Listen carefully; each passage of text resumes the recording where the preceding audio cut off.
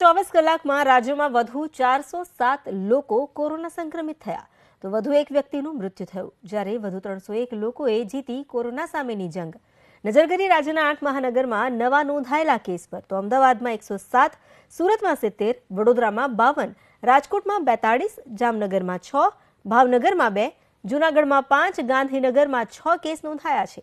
હવે રાજ્યમાં કોરોનાના સંક્રમણના સક્રિય કેસની જો વાત કરીએ, હાલ 2363 લોકો સારવાર હેઠળ છે, જે પૈકી 32 લોકો વેન્ટિલેટર પર છે, જ્યારે 2331 લોકોની સ્થિતિ સ્ટેબલ છે।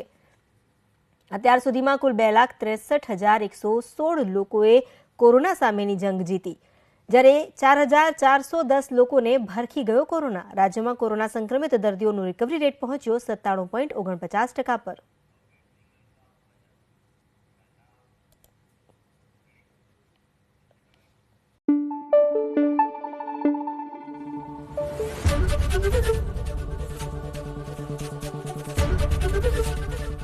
एबीपी अस्मिता, गुजरात में अस्मिता।